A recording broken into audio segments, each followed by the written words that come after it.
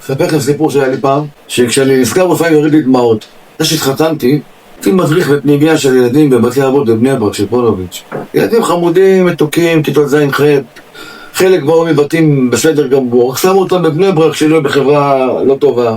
חלק בתים קצת בעיות, זה כיתומים, היה תרכובת של הכל, והייתי צריך לדעת תמרן איך להחזיק אותה ולעזור להם לגדול בריאים וטוב. ברוך השם גדלו, חלק מהם היום גדולים מפורסמים כל העולם. אבל יום אחד, אני עומד בחוץ, הם משחקים. הייתי משחק איתם כדורגל, עושה להם על האש, ול"ג בעומר, ועושה להם לפ"ם. מצד שני לא מוותר להם, מה שצריך, צריך. יום אחד אני עומד בחוץ, והם משחקים ככה, ואני מסתכל לוודא שהכל בסדר. פתאום ניגש אל הילד אחד בוכה.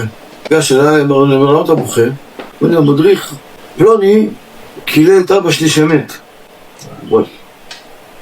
וידיעתו, תקרא לו מהר לפה. הוא הולך קורא לו, אני רואה גם השני בוכה. הוא אומר, למה אתה קיללת את אבא שלו שמת? הוא אומר, כי הוא קילל את אבא שלי שמת. כי לומדים עכשיו מולי שני יתומים, שניהם בוכים, שניהם פגועים. מה אתה עושה עכשיו? מה אתה עושה עכשיו? אתה מצדיק את זה? הסתבכת עם זה. ואתה מצדיק את זה, מה אתה עושה? אתה בוא לעולם, כאילו, מה אני עושה? להגיד להם, לא נורא, אתה לא יכול, זה כואב להם, אבא מת, מה אתה עושה? עמדתי את זה כמה שניות ככה, תבוא עליו, מה אני עושה? אני לא תלמיד חכם, מה ידעתי פתרון פה להביא? פתאום ירד לי מהשמיים מהערה, משהו, לא יודע איך להגדיר אותו אפילו. עשיתי להם פרסות עצבני. תקשיבו לי עכשיו טוב שניכם. נותן לכם שתי אפשרויות. או עכשיו שאתם מקבלים ממני עונש, שאתם לא תצאו ממנו. חבל לכם על הזמן. מפחיד אותם. או, יש לך עוד אפשרות. מה אפשרות? מה? אמרתי, עכשיו שניכם תלכו לבית כנסת. תעמדו ליד ארון הקודש.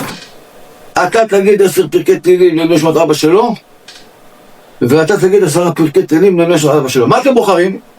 בית כנסת. אמרתי, תעשו שואלים, עכשיו תתחבקו. תראו אותם הולכים חובקים ככה על בית כנסת. תגיד, זה אדם אנושי יכול להגיד דבר כזה לעצמו?